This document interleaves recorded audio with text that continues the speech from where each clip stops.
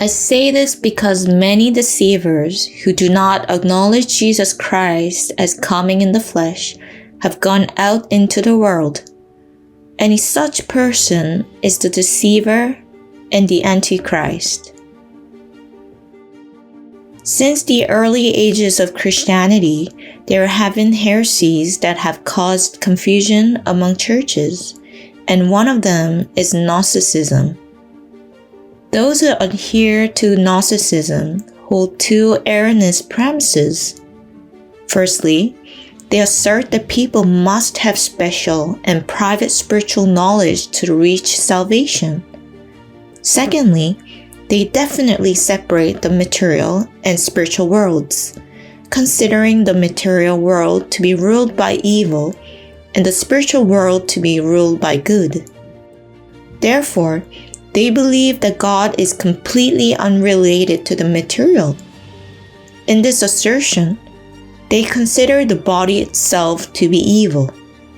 Thereby, they never acknowledge that the Son of God came in the form of a body.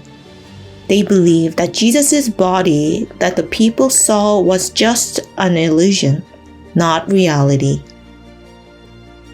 John wrote the following to warn against such delusion and emphasize that Jesus had a body. One of the soldiers pierced Jesus' side with a spear, bringing a sudden flow of blood and water.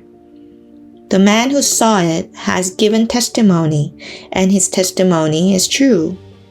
He knows that he tells the truth, and he testifies so that you also may believe.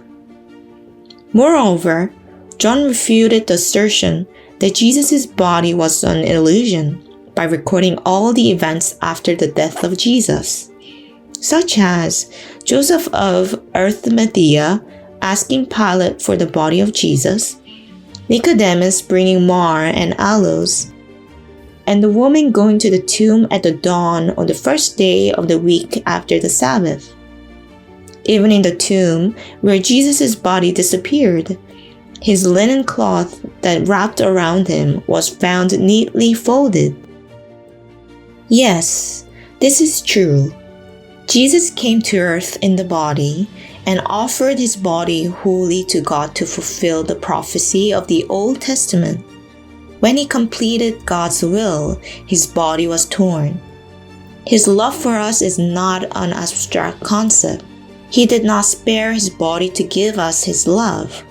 His body was pierced for our transgression, and his body was crushed for our inequalities. His punishment brought us peace, and he was flogged for us to be healed.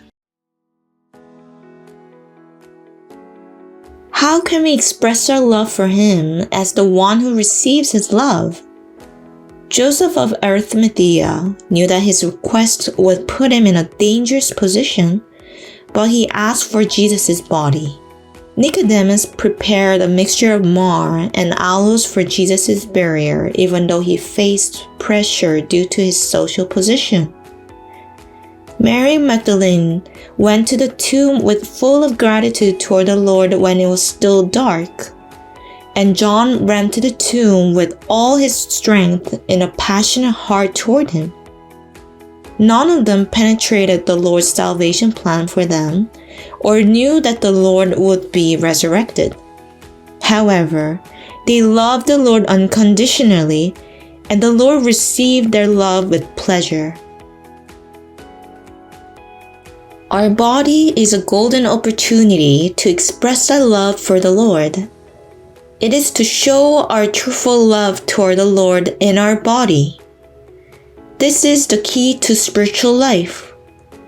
Unfortunately, many people dismiss this insignificantly and believe pursuing special and private knowledge is the key to a meaningful spiritual life.